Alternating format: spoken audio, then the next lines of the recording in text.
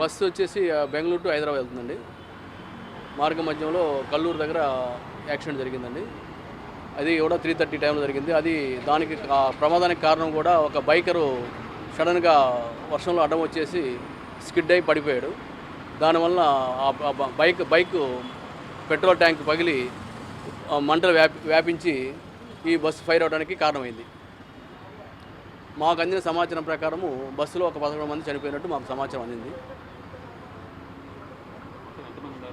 బస్సులో ప్యాసింజర్ మొత్తం 40 మంది అండి. డ్రైవర్లు స్పందించి ఆ టైంలో తగిన విధంగా రాడ్లతో కొట్టేసి గ్లాసులు పగలగొట్టి విధంగా చాలా వరకు రక్షించగలిగాం.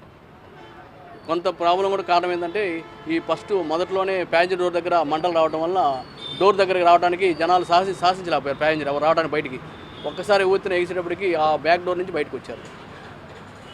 అందరూ రాలేకపోయారు. నిద్ర టైంలో బాగా ఇబ్బంది పడిపోయారు.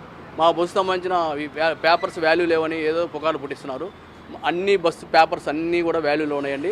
ఇన్సూరెన్స్ వాల్యూ ఉంది, ఫిట్నెస్ వాల్యూలో ఉంది. ఫిట్నెస్ వచ్చేసి 31/3/2027 దాకా ఉందండి. ఇన్సూరెన్స్ వాల్యూ వచ్చేసి 24/2026 దాకా ఉందండి. రోడ్ ట్యాక్స్ కూడా 31/3/2026 దాకా ఉందండి. ప్రతిదీ వాల్యుయేషన్లో ఉందండి. ప్రతి ఒక్కరికి కూడా ఇన్సూరెన్స్ చేయబడిందండి. మా కంపెనీ తరఫున అందరికి ప్రతి ఒక్కరికి క్షతగాతులు కానీ ఎవరికైనా ప్రతి ఒక్కరికి ఇన్సూరెన్స్ వర్తిస్తుందండి.